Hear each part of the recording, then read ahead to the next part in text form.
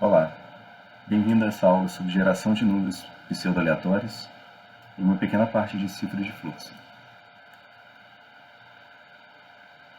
Essa aula tem como objetivo explicar para vocês os conceitos de aleatoriedade e imprevisibilidade com relação a números aleatórios e também entender as diferenças de geradores de números aleatórios verdadeiros e números pseudo-aleatórios, além de funções pseudo-aleatórias. A gente vai ter uma visão geral dos requisitos para geradores de números pseudo-aleatórios. São bastante utilizados. Vocês provavelmente já utilizaram funções em linguagem de programação a nível de software que geravam números pseudo-aleatórios. E aí a gente vai ter também uma visão sobre uma cifra de bloco, podendo ser usada para a geração de um número pseudo-aleatório, e uma visão geral da cifra de fluxo e o algoritmo RC4. Continuando os princípios com relação à geração de números pseudo-aleatórios, a gente tem tradicionalmente a preocupação na geração de uma sequência de números supostamente aleatório. Aí vocês sempre vão ver esse tipo de conceito, mostrando que é muito difícil você gerar números verdadeiramente aleatórios.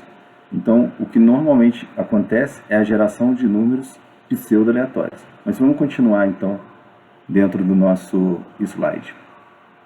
Então ele tem sido, a geração de uma sequência de números supostamente aleatórios, ela tem sido com relação à sequência de números aleatória em algum sentido estatístico, bem definido. Isso quer dizer o quê? Que a gente tem dois critérios básicos, onde a gente vai verificar a aleatoriedade desse número que está sendo gerado. Um é a distribuição uniforme, que quer dizer que a frequência de ocorrência de cada um do nosso universo de bit, uns e zeros gerado, para formar a nossa sequência, ela deve ser aproximadamente a mesma. Então a frequência de aparição de zeros e de uns devem respeitar uma distribuição uniforme com relação à sua ocorrência, e a independência, ou seja, nenhum valor na sequência pode ser deduzido a partir de outros. Por exemplo, um Fibonacci, a gente entende que não é aleatório, já que você executa a sequência, você consegue realizar a operação em Fibonacci levando em consideração elementos anteriores, não é isso? Então isso é um contra-exemplo com relação à independência. Na independência você não deve conseguir deduzir um número pseudo-aleatório ou aleatório que você está querendo gerar a partir de sequências anteriores. E são utilizados em aplicações como, por exemplo, autenticação recíproca, geração de chave de sessão, cifra de fluxo. Nesses ambientes, nessas aplicações, a gente tem normalmente a geração de nonces, que vocês já viram, que são esses números aleatórios ou pseudo-aleatórios, que são utilizados naquele momento para a entrada de um algoritmo, por exemplo, de criptografia.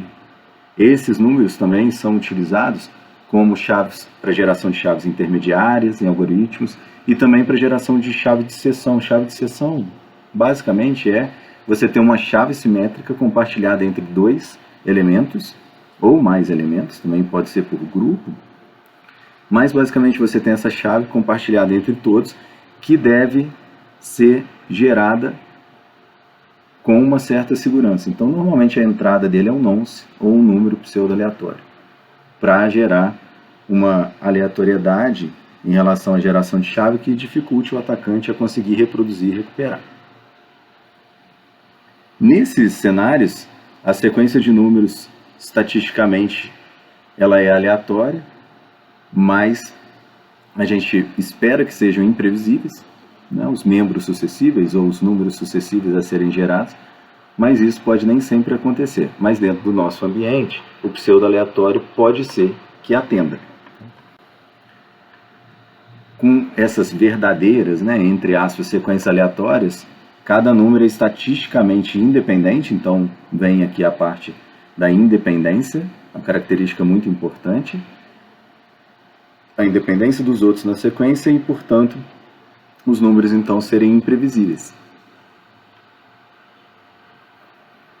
Normalmente é mais comum vocês utilizarem, por exemplo, funções em nível de software que geram números pseudo-aleatórios, que eles parecem aleatórios e são suficientes para um cenário, um contexto qualquer que vocês estão utilizando. Então eu tenho uma função random, por exemplo, no C, e eu utilizando ela está gerando para mim, na verdade, um elemento que é pseudo-aleatório, porque ele vai acabar se repetindo em algum momento. Se você executar ele diversas vezes e manter algumas premissas verdadeiras, você vai encontrar o mesmo valor. No caso, então, da diferença entre TR e NG, que seria o True Random Number Generator, que seria então a geração de número realmente aleatório, e o PR e NG, que seriam os números pseudo-aleatórios, pseudo-random. A gente tem aqui que no True, a gente toma como entrada no verdadeiro, número verdadeiramente aleatório e efetivamente aleatório, em geral ele está ligado a uma fonte de entropia. O que é isso? É você ter uma entrada, por exemplo, do sinal recebido por um rádio, do leitura de um disco, de um computador, do acesso à memória randômica, alguma fonte que a gente chama de entropia, uma fonte que é verdadeiramente aleatória. Então ele já é uma entrada que faz com que a saída possa ser realmente considerada verdadeiramente aleatória, já que você não vai conseguir reproduzir, né, os dados anteriores e a saída igual. Já no pseudo-aleatório, você toma como entrada um valor fixo e denomina esse valor fixo como semente. E aí, se vocês forem utilizar uma biblioteca, como eu comentei, do C aí, do Random, você vai setar uma semente. Essa semente pode estar entre um valor, por exemplo, ou ser um valor fixo. Então, essa semente vai produzir uma sequência de bits de saída usando esse algoritmo que vai ser empregado de maneira determinística. Ou seja, se eu repetir a semente, eu vou ter a mesma saída. Um PRF, aí a gente já está falando de uma função para geração de números aleatórios, uma função pseudo-randômica. Ela é usada para produzir também uma cadeia de bits pseudo-aleatória com um comprimento fixo. Aqui a gente tem uma diferença, que é com relação ao comprimento fixo. Aqui a gente vê a figura comparando os três, né, onde a gente teria no A uma geração verdadeiramente randômica, de um número randômico. Você vê que a fonte é o principal, né? A fonte de aleatoriedade é verdadeira. A entropia que eu comentei, a leitura de disco, por exemplo, a leitura de um circuito integrado que tenha características únicas. E aí você converte isso para o binário. Então você tem um fluxo de bits realmente aleatório. Aqui nós temos então que já para o número pseudo-aleatório, a gerador de números pseudo-aleatórios, que nós estamos vendo nessa figura do meio, a gente tem a semente. Essa semente, então, como eu já comentei, é um número que vai ser aplicado a um algoritmo determinístico. Então, caso você gere a mesma semente e reutilize nesse algoritmo, como ele é determinístico, você vai ter a mesma saída do fluxo de bits pseudo-aleatório. Diferentemente, então, do número realmente randômico, né? Verdadeiramente randômicos. Números aleatórios são diferentes por conta da fonte de aleatoriedade aplicada. Já os pseudo-aleatórios vão utilizar então essa característica da semente. A gente tem a função de números pseudo-aleatórios, que é a letra C, que a gente está vendo aqui no último caso. A diferença é que ele pode utilizar valores específicos de contexto, que seriam basicamente você utilizar como entrada o identificador do usuário, identificador da máquina, enfim. Mas também gera valor pseudo-aleatório. Nesse caso, é uma cadeia final de bits, no caso, de número fixo, por isso é um valor pseudo-aleatório. No B, né, no PRNG, a gente vê um fluxo de bits pseudo-aleatório, então não está preso a um número fixo de cadeia, né, de número final, né, número fixo final ou valor final. Agora, a aplicação de todos esses números, seja ele aleatório, se você tiver uma fonte de entropia, seja você está utilizando como pseudo-aleatório, as aplicações são diversas na computação. A gente pode modelar, por exemplo, Modelar uma fumaça, modelar o comportamento de uma célula, por exemplo. Você pode gerar diversas aplicações com a geração de números, seja pseudo-aleatórios, né? A gente tem diversas aplicações. No nosso contexto aqui, a gente está preocupado pensando nos algoritmos de criptografia. Como gerar, inserir essa aleatoriedade para não existir ou diminuir a previsibilidade do que seria, por exemplo, uma chave ou uma chave de seção, uma chave intermediária num algoritmo de cifra simétrica, como nós vimos, que tem a entrada do nonce, né? Poderia ser esse número pseudo-aleatório. As aplicações, então, além de diversas, a gente está focado nessa parte de segurança. Então é interessante você já dar uma olhada nessas bibliotecas existentes em Python e C, que são as bibliotecas em geral chamadas de random. E aí essa parte randômica é interessante de vocês lerem sobre as bibliotecas e verem se realmente eles dizem que são números pseudo-aleatórios. E por quê? Né? Vocês vão encontrar características como as apresentadas aqui.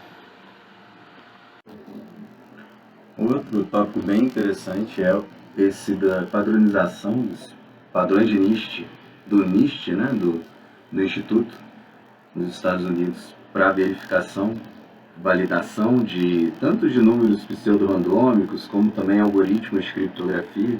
Vocês devem lembrar que vários dos algoritmos foram propostos e validados pelo NIST, e a gente tem lá várias documentações com relação a, por exemplo, suítes de teste estatístico para verificação de número randômico e pseudo-randômico, verificação de algoritmos de criptografia. E eles devem, então, nesse caso específico do NIST SP800-22, a gente tem como uma suíte de teste estatístico para verificar a randomicidade e geração de números pseudo-randômicos para serem aplicados em criptografia. Então ele vai especificar diversos testes, são 15 testes existentes. Eles devem respeitar 3 características. As principais, então, essas características são a uniformidade, escalabilidade e consistência, onde a uniformidade ela é referente ao número de zeros e uns durante a geração da sequência. Então, eu pegar uma sequência de bits de 128 bits, por exemplo, né? Uma chave de 128 foi gerada a partir de um gerador de números pseudo-aleatórios, eu vou então verificar a uniformidade, a escalabilidade, que é toda e qualquer parte que eu pegar. Então, 1/4, por exemplo, dessa faixa de 128 bits tem que ser aleatória o suficiente quanto outra parte, qualquer que eu pegue, dessa sequência total, e manter a consistência, sendo coerente com o valor inicial. Isso quando a gente aplica uma semente, deve então o resultado final ser coerente, já que a gente está gerando números pseudo-aleatórios, mas a partir de algoritmos determinísticos, né? Então deve ser coerente com a entrada. Aqui tem 3 exemplos dos 15 existentes. São testes, por exemplo, um teste de frequência, que é o mais básico e o obrigatório. A finalidade dele é determinar se o número de zeros e uns na sequência é mais ou menos o mesmo que seria esperado na sequência de verdadeiramente aleatória. Então, para ter a uniformidade, escalabilidade. Teste de rodada, então tem a finalidade de determinar se o número de rodadas de uns e zeros dos diversos tamanhos de chave, tamanhos que a gente está utilizando nas operações, é aquele que se espera numa sequência aleatória. Teste estatístico universal de Maurer, que seria, a finalidade é detectar se a sequência pode ou não ser comprimida significativamente sem perda de informação. Se ela for comprimida, então a gente reduziu o número de bits para um número menor, né? E não perder quer dizer que ela não é tão aleatória assim. Então, na verdade, é um teste para verificar a distribuição, né, dos nossos zeros e uns. Agora, olhando alguns algoritmos de geradores de números pseudo-aleatórios, o primeiro que nós temos são os geradores de congruência linear. O gerador de congruência linear, basicamente, ele tem os 4 parâmetros, que é um valor de módulo, representado por m, maior do que 0, a variável a, que vai ser o nosso multiplicador, o C como incremento, um valor de incremento, x0, que seria o valor inicial, ou então a semente que entra no nosso algoritmo. O que vai ser feito é uma sequência de números aleatórios, xn, a partir de uma equação iterativa. Essa equação, ela então varia de xn mais 1, por exemplo, né? Nesse caso aqui ela está fazendo para xn mais 1, onde a gente tem a multiplicação pelo fator multiplicador A de xn, do elemento n, mais o c, que é o nosso incremento, módulo, mod, o nosso valor m. O que isso quer dizer, né? A gente tem aqui que se entradas desses valores, dessas variáveis forem inteiras, a gente vai ter uma sequência, uma saída de valor inteiro, né? Então a gente pode pegar, por exemplo, esse inteiro e transformar ele para uma sequência de binário.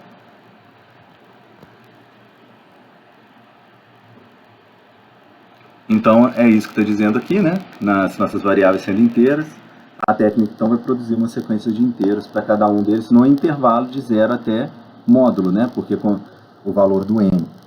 Porque a gente sabe que quando a gente está trabalhando com módulo, o que a gente está fazendo é mantendo o valor dentro daquele nosso intervalo ali, né? Assim como nós vimos em corpos finitos, ou qualquer outra operação com módulo, a gente entende que a gente está ficando sempre com o resultante no valor do intervalo entre, nesse caso, 0 até o valor de módulo. A força do algoritmo de congruência linear é que se o multiplicador e o módulo for escolhidos de forma correta, a sequência de números resultantes será estatisticamente indistinguível de uma retirada de modo aleatório, sem substituição do conjunto 1, 2 até m-1. Então, quanto melhor ou quanto mais bem escolhido o multiplicador e o valor do módulo, a gente vai ter valores pseudo-aleatórios mais fortes.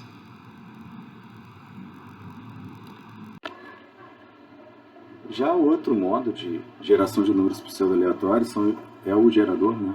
Bloom-Bloom-Chubb. Esse procedimento ele vai funcionar da seguinte forma. Primeiro, a gente vai escolher dois números primos grandes, e aí são chamados de P e Q. E uma premissa que existe é que esses números primos grandes, P e Q, tenham um resto igual a 3 quando divididos por 4, ou seja, módulo 4, eles devem ter resto igual a 3. O Bloom-Bloom-Chubb, ou BBS também, ele é considerado um gerador de bits pseudo-aleatório criptograficamente seguro. Isso quer dizer que dentro das suas operações, ele é considerado um gerador de números aleatórios bem consistente. Vamos dar um exemplo aqui. A gente poderia considerar, então, esses números primos como 7 e 11, já que 7 módulo 4 a gente tem 3 como resto, e 11 módulo 4 a gente também tem 3 como resto. Então a gente considera que n vai ser um valor que é o resultado de P vezes Q. A gente pode então em seguida escolher um número aleatório S, tal que esse S seja relativamente primo de n, quer dizer, nem P nem Q é um fator desse número S. Então a gente vai ter que o gerador de número pseudo-aleatório BBS, ele vai produzir uma sequência de bits BI. A segurança então do BBS, ele vai ser baseado nessa dificuldade de fatorar esse n, né? Dado n, a gente teria que determinar os dois fatores primos de P e Q. Então, por isso, escolher números P e Q que não sejam fatores de S. A gente tem aqui a visualização do fluxograma do diagrama do gerador do BBS, onde é inicializado com a semente S e é gerado esse número n a partir de x elevado a 2 mod n. Fica mais fácil, acho que, da gente ver aqui no algoritmo, né, onde x0 recebe s elevado a 2 mod n, e de 1 até infinito, no caso, a gente vai ter para cada x i, vai ser realizado x i menos 1 elevado a 2 mod n, onde a saída vai ser b de i, que é o bit menos significativo de xi mod 2. Então, Então a gente tem que, considerando o BBS criptograficamente gerador de bits pseudo-aleatório criptograficamente seguro, isso quer dizer que ele passa no teste do próximo bit. Esse teste ele foi definido de forma que o gerador de bit pseudo-aleatório ele vai ser, para ser, né, o teste, o que ele faz é verificar se o próximo bit ele não pode ser descoberto, ou estatisticamente ele tem que ser difícil de descobrir, uma vez que o custo do algoritmo para descobrir seria no tempo polinomial. Polinomial aí a gente está levando em consideração os k bits da sequência de saída, então para prever o k mais 1 bit, né, da posição, a probabilidade ela deveria ser maior do que meio. Isso é uma forma da gente avaliar se o protocolo, se o algoritmo, no caso, né, ele é criptograficamente seguro. Considerando então essas questões, a gente tem um exemplo aqui com N com o valor de 192.649, que é o equivalente a esses dois números P e Q, e a semente S de 101.355. Aqui a gente tem que seria a operação para cada rodada, né, ou cada rodada do for ali que a gente viu, a saída do bit menos significativo, 1, 0, 0, enfim. Isso lembrando que tem que estar sempre seguindo aquelas premissas que a gente viu com teste de frequência, teste de rodada, né, a uniformidade, a escalabilidade e a consistência. Então, o que nós vemos aqui, nesse momento, são geradores de números pseudo-aleatórios com uma cifra de bloco. As cifras de bloco que nós conhecemos, alguns dos modos são bastante aplicados. O CTR e o AFB são recomendados no ANSI, nesse padrão ANSI X9.82 e na RFC 4086. Os dois modos, então, eles podem, como eles são bastante conhecidos, eles podem ser utilizados, por exemplo, com cifras de bloco estabelecidos, bem padronizadas, como Ds ou AEs. Então, as características de segurança para a geração desses números pseudo-randômicos são também bem conhecidos e são esperados que sejam gerados respeitando a difusão e a confusão, né? Então, também vão atender os requisitos para a geração de números pseudo-aleatórios. O que a gente vê aqui, então, em cima dessas duas técnicas, é a geração com o modo CTR e o modo OFB. Do lado esquerdo, a gente vê o CTR, do lado direito, o OFB. No caso, a gente tem que a semente ela vai consistir em duas partes. O valor da chave de encriptação, que seria esse valor V, que vai ser atualizado após a geração de cada bloco de números pseudo-aleatórios. Então, por exemplo, o AE128, a semente seria constituída de uma chave de 128 bits. E um valor V, também valendo 128 bits. No caso, então, do CTR, o valor V vai ser incrementado por 1, depois de cada encriptação.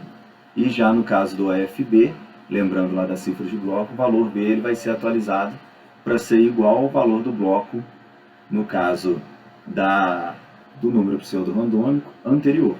Nos dois casos, os bits pseudo-aleatórios vão ser produzidos como um bloco por vez. Por exemplo, se o AES 128 que a gente estiver utilizando, a gente vai gerar um bloco de 128 com referente ao número pseudo-randômico. Tá bom? Aqui tem então um algoritmo para cada um deles, né? É um algoritmo, na verdade, adaptado aí só para a nossa geração, com relação à verificação a passagem pelos blocos para a geração do número pseudo-randômico. Então, aqui a gente vê os passos com relação a manter aqui no nosso universo, né, de 2 a 128, lembrando o CPR. Aqui no AFB a gente vê a encriptação com a chave mais valor V, utilizando em cima do valor V, né, e fazendo a nossa concatenação aqui do valor temporário com o valor de V.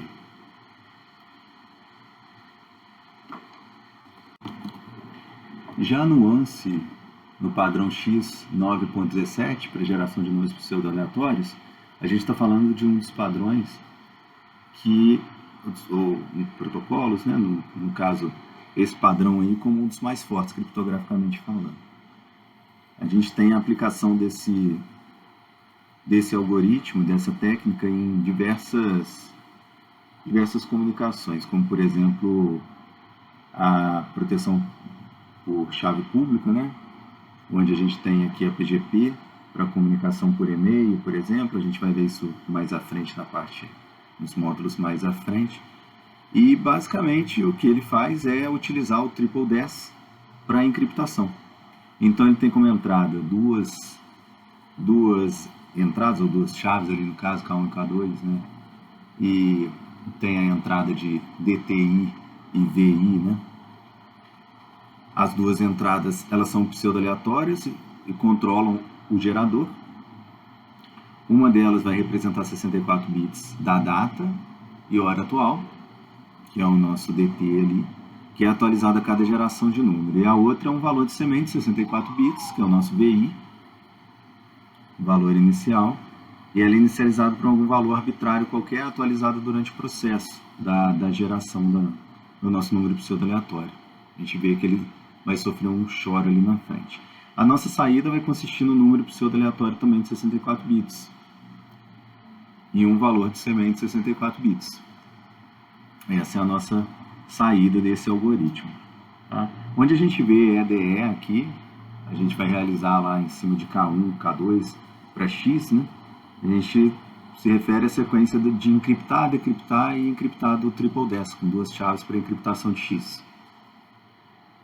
Aí tem diversos fatores que vão contribuir, né, para a força desse método.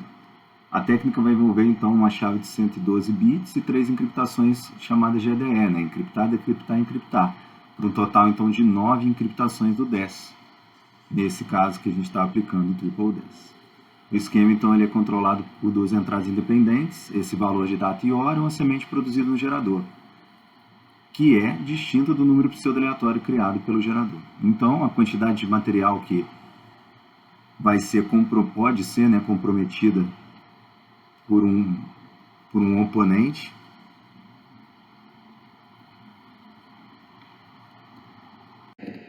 fica claro, então, para a gente a encriptação, decriptação e encriptação, que vão ser o nosso Triple Ds acontecendo aqui dentro da nossa caixinha aqui, né?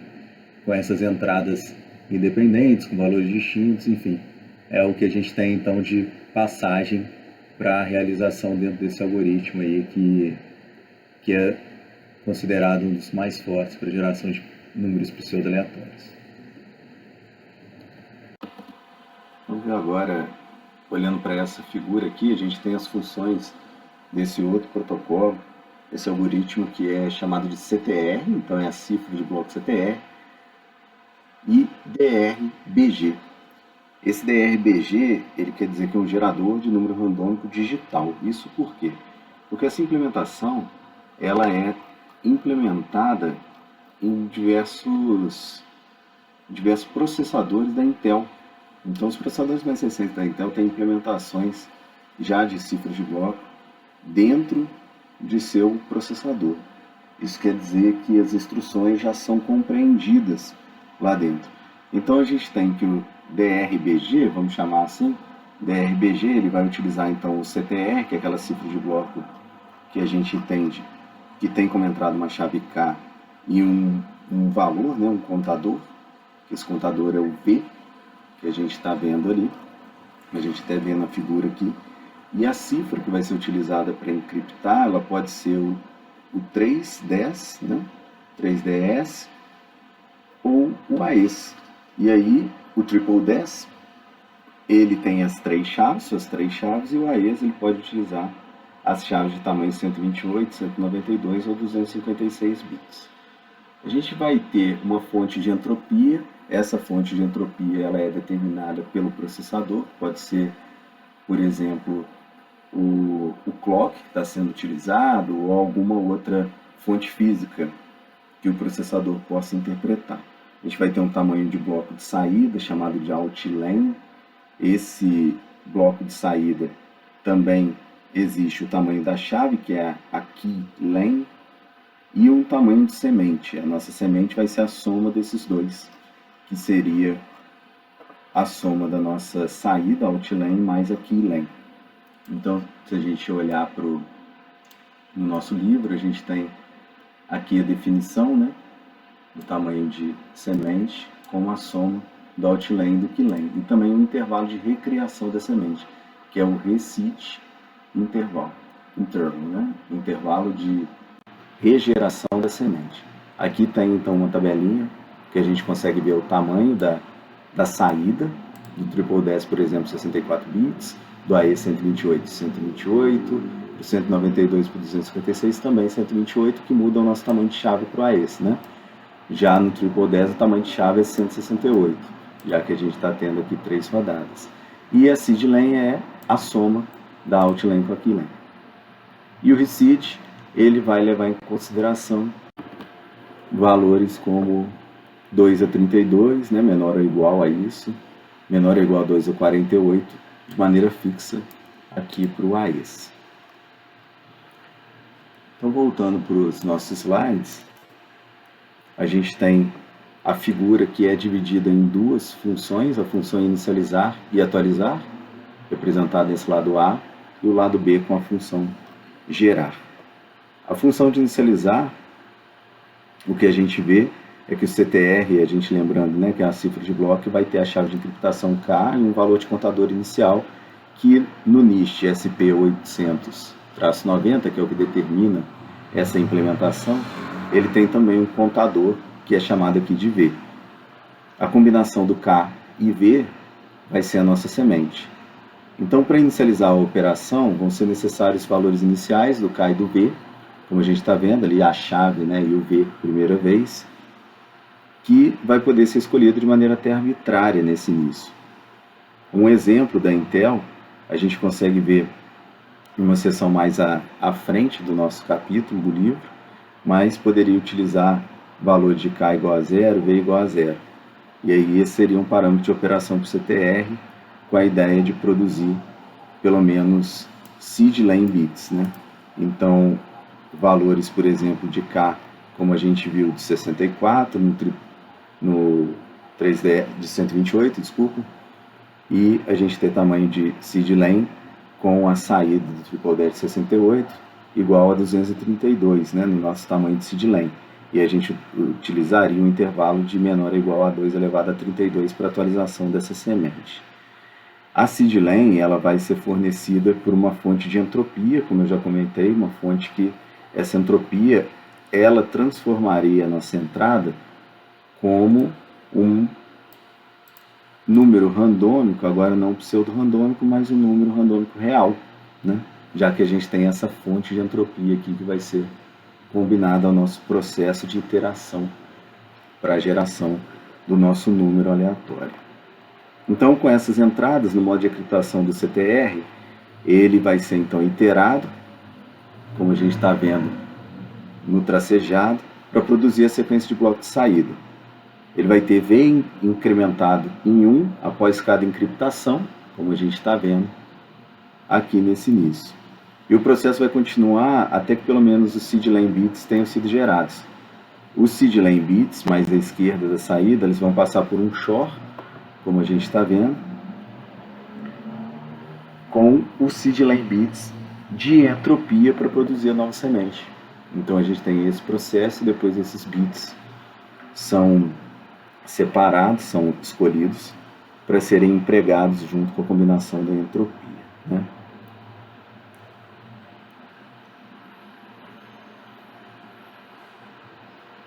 E mais à frente a gente vê aqui a chave combinada com o V, né? Então os bits mais à esquerda da keylen, da semente, né, no nosso caso, eles vão formar essa nova chave e os outline bits mais à direita da semente vão formar um novo valor do contador V. Já a função de atualizar, a sua ideia é aumentar a segurança, o número de bits que vai ser gerado por qualquer gerador de número pseudo-aleatório, ele deve ser limitado, então o CTR, nesse caso DRGB, ele vai usar esse parâmetro de intervalo de regeração da semente para definir o limite. Durante essa função de geração, o contador ele vai recriar a semente, que vai ser inicializada em 1, esse contador, né? E depois ele vai ser incrementado a cada iteração, depois de cada produção de bloco de saída. E quando o contador de recriação da semente atingir o intervalo do reseed, a função de atualização vai ser chamada. Essa função é a mesma da inicialização. No caso dessa atualização, os valores de chave de V eles vão ser usados por último pela função de geração e vão servir como parâmetro de entrada para a função de atualização. Ela vai receber a seedlen com novos bits da fonte de entropia e produzir uma nova semente. A nova semente, que lembrando que é a combinação de chave mais V, né? XOR V, né? No caso, a combinação dos dois aqui, do chave e V. E a função de geração pode então continuar produzindo esses bits pseudo-aleatórios, né? Observando que o resultado da função de atualização vai mudar os valores tanto da chave quanto de V, conforme a função de geração, que é o que a gente está vendo do lado mais à direita.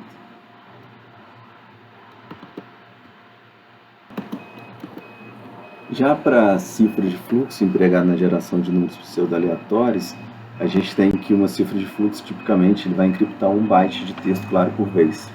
Ela pode ser projetada para encriptar também, por exemplo, 1 bit por vez, né, ou unidades diferentes de 1 byte.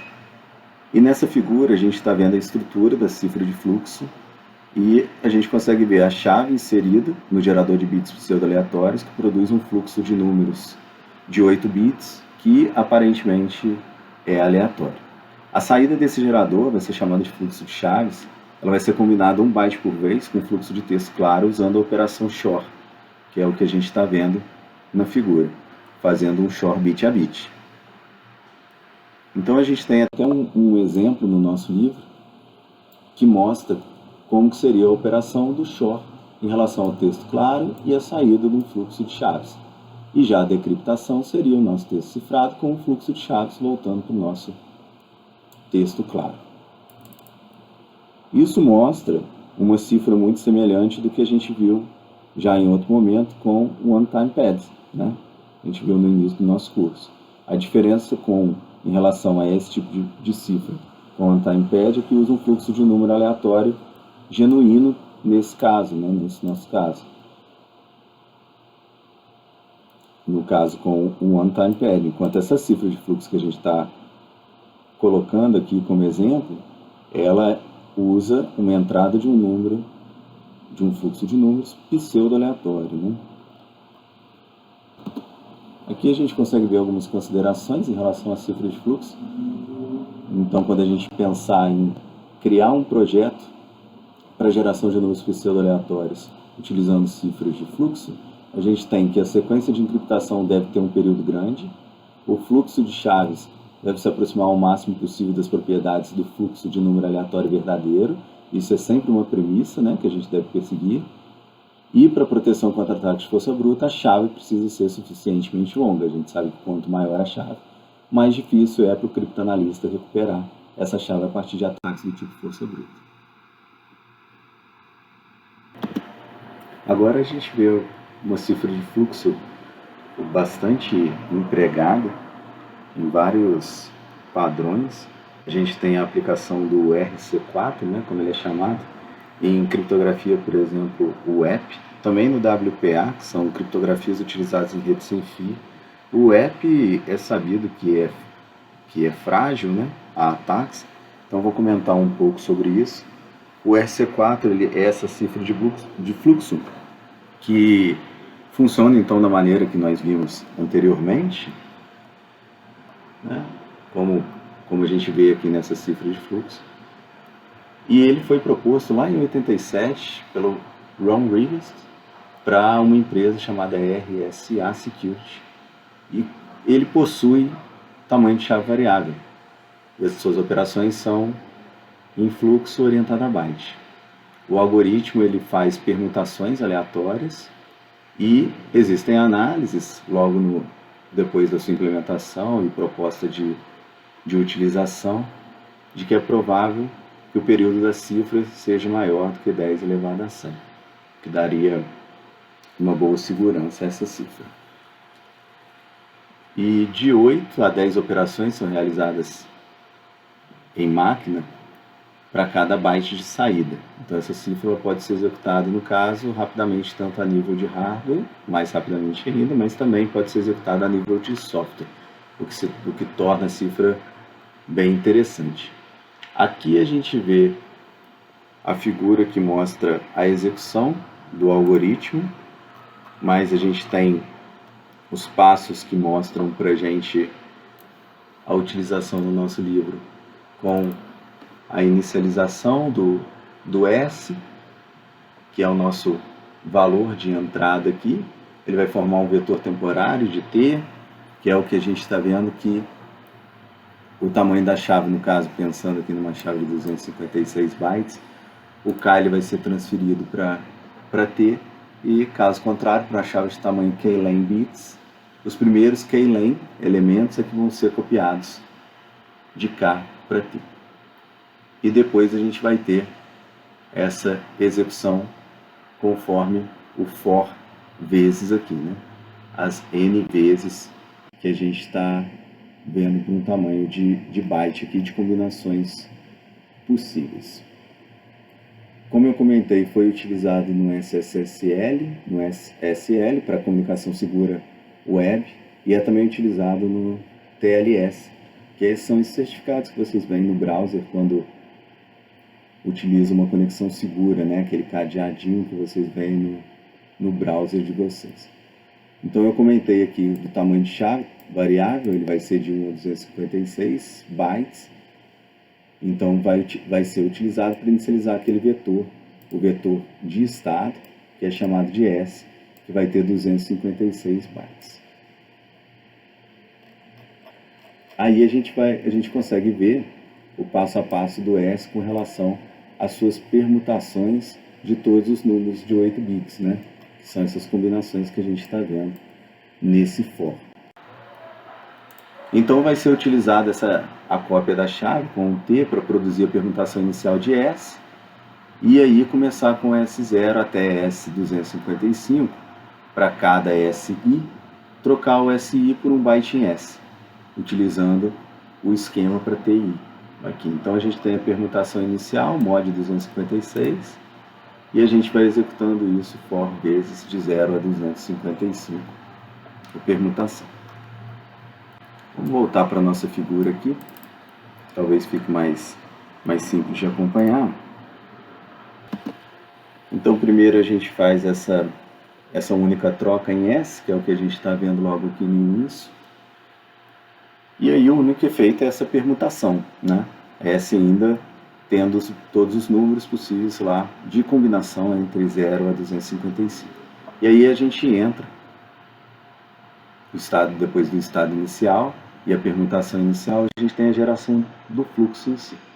Executado aquele primeiro algoritmo, que foi o que eu mostrei para vocês agora há pouco, a gente tem a geração do fluxo. E aí, uma vez que o S então está inicializado, essa chave de entrada ela não vai ser mais utilizada, e na geração de fluxo ele vai ter que percorrer todos os elementos de SI, e para cada SI ele vai trocar SI por outro byte de S. Ele vai fazer a permutação, a sequência de permutações,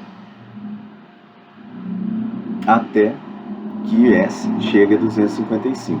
Uma vez que ele alcança 255, o processo é parado e inicializado novamente de 0 até 255. E para encriptar, ele vai fazer o short do valor K no final, esse valor K que a gente vê, com o próximo byte do texto claro. Para decifrar, ele simplesmente vai fazer o short do valor K com o próximo byte do texto cifrado. Essa figura então está mostrando para a gente o que seria as N rodadas aqui de permutações, né? Que são essas combinações dos bytes. Como eu comentei, a relação de força do RC4 ele vai depender das diversas entradas, né? Como por exemplo a chave que está sendo utilizada. Eu separei aqui um documento que mostra a aplicação do RC4 no ambiente sem fio, como está sendo mostrado aqui a execução do RC4 dentro do protocolo WEP, que como eu comentei já foi demonstrado que é frágil. Mas é frágil por quê? Porque ele precisa de um vetor de inicialização. Esse vetor de inicialização no app ele tinha só 24 bits. Então foi recomendado, logo no início da ampliação das redes sem fio, né?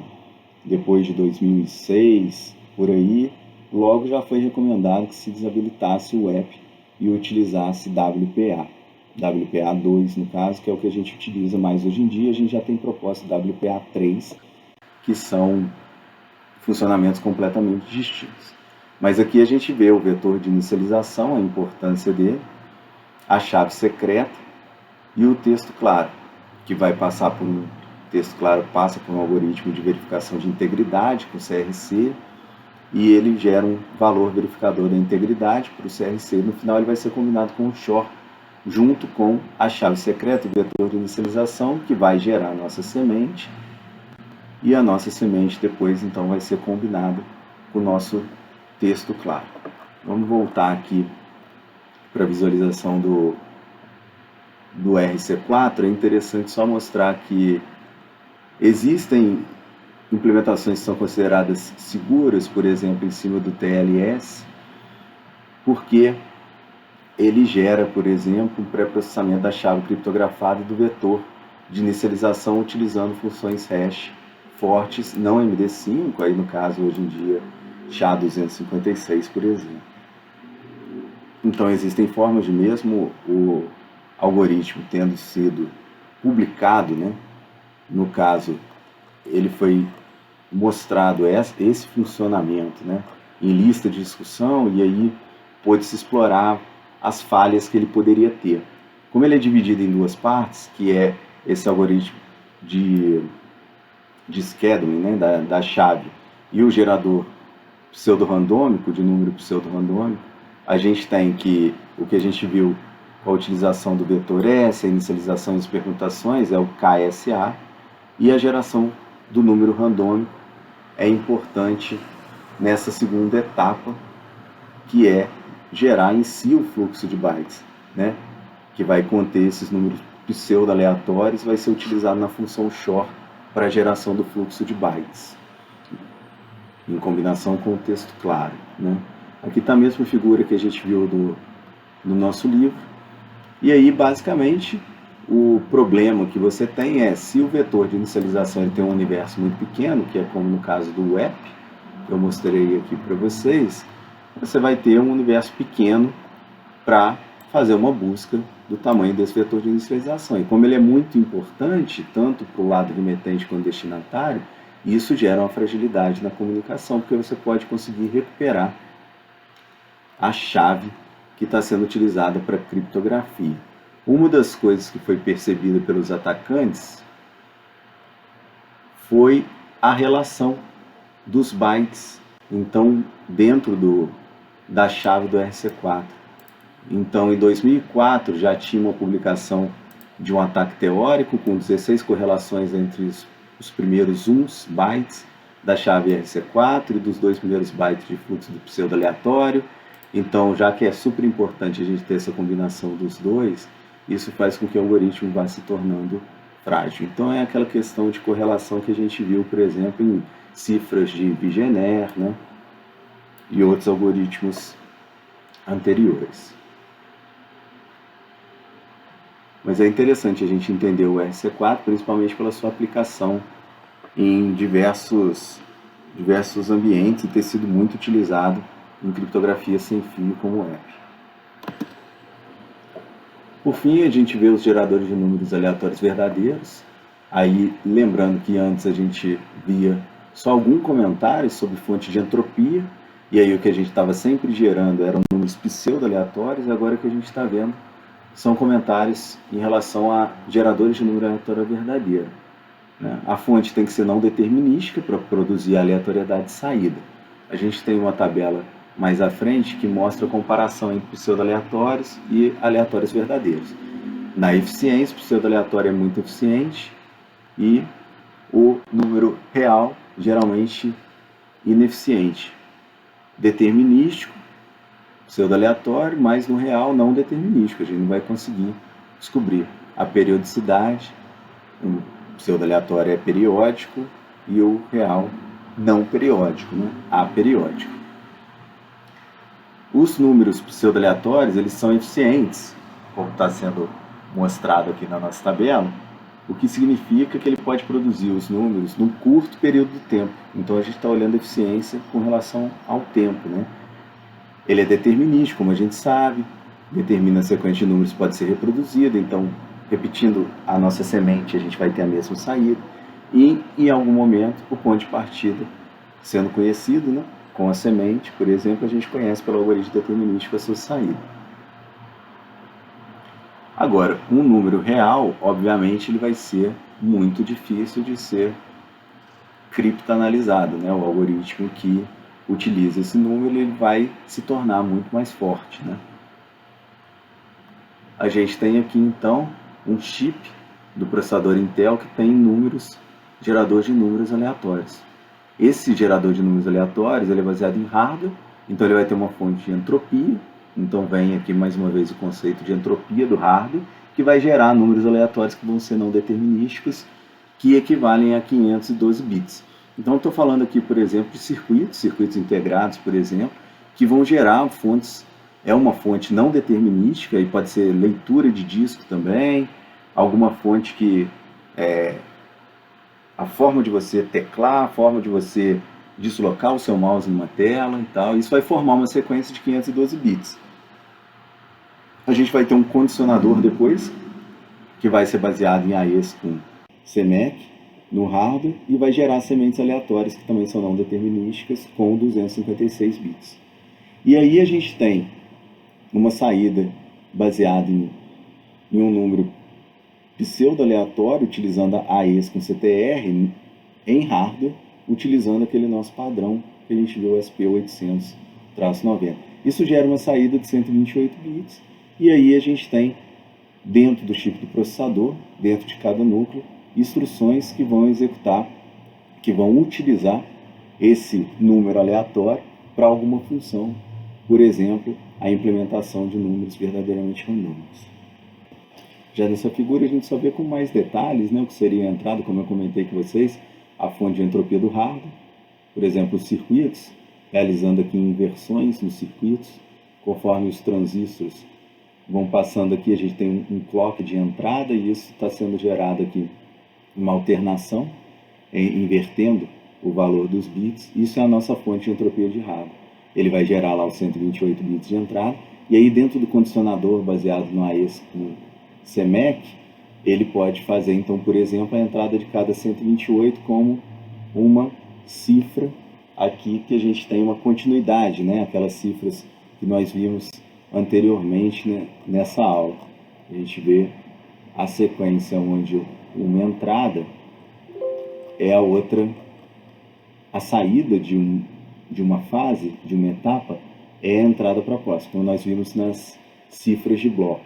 Então, como a gente está usando aqui CMEC, a gente tem a entrada com uma chave encriptada, e aí, feita a encriptação com a AES, a gente tem a saída com o short da próxima chave, com da próxima fonte de entropia com 128 bits, que seria combinado depois com a entrada da nossa chave encriptada com a AES, e por fim a gente tendo a saída dos 128 bits. Aqui a gente tem a geração do número pseudo-aleatório, como que ele seria a partir da combinação com essa saída, né, de valor, utilizando o AES com CMEC no hardware e fonte de entropia. Aí aqui a gente está aplicando já o CTR, dividido então em blocos aqui, onde a gente faz uma primeira etapa, e a outra, a nossa etapa aqui com os números entrando, né, com o 0 e o 1 aqui, e fazendo a combinação com o 128 e a entrada da chave para o AES, uma saída de 256, que é feito depois um choque com esse 128, e, por sua vez, combinando aqui, gerando ele a sua chave, e o nosso número contador aqui, sendo combinado para encriptar a última saída. E mesmo assim a gente considera a saída como pseudo-aleatória, já que a gente tem as diversas funções aqui dentro, apesar de a gente ter uma fonte de hardware para a geração de um número aleatório real, né? Então por isso que a gente sempre toma cuidado para chamar um número de pseudo-aleatório, em geral, ao tentar afirmar que o número é real, realmente aleatório, é muito difícil, apesar da gente ter fontes de entropia, né? Então a gente costuma tratar com cuidado e chamar de número pseudo-aleatório ou pseudo-aleatório, bits pseudo-aleatórios. Por fim, eu coloquei um slide que é sobre o puff, que seriam as funções não clonáveis fisicamente. Então essas funções fisicamente não clonáveis, elas vão ser também aplicadas nesses sistemas físicos e vão ter algumas propriedades, como o pedido da função, o impacto no sistema físico, que vai ser fácil de obter uma resposta, quer dizer que eu tenho um sistema, por exemplo, um microcontrolador, que vai ter para mim uma entrada e vai jogar para mim uma saída, mas vai ser muito difícil de reproduzir um puff computacionalmente, na verdade, simulando matematicamente ou copiando de outra fonte. Isso eu quero dizer que, se eu tenho um microcontrolador, a implementação de um processador, por mais que o chip seja parecido, eu posso usar uma função não clonável fisicamente, em que eu levo em consideração o tempo em que um bit foi gerado. E pode ser que por desgaste ou na hora de construir um microcontrolador eu tenha delay entre esses circuitos integrados. Então isso gera para mim saídas diferentes em sequência de bits. Então é difícil que, por mais que eu utilize a mesma marca de um microcontrolador, eu tenha saída igual de um equipamento e de outro, por mais que seja da mesma linha de produção. A resposta dessa função é única, a solicitação também é única, eu tenho uma entrada e uma saída, né, ou várias entradas e uma saída, e os criptodados, que são a saída, são referentes a esse passo solicitação-resposta. A gente tem como analogia a função hash que seria, você tem uma entrada e tem uma saída, não tem uma volta, né? Eu não consigo reproduzir a volta. Esses sistemas são bem interessantes, a gente pode utilizar eles, têm sido bastante utilizados como fonte de entropia de hardware. Então, por isso que eu quis trazer aqui para vocês. Por essa aula é isso. Agradeço a vocês a atenção. Qualquer dúvida é só me falar. Um abraço.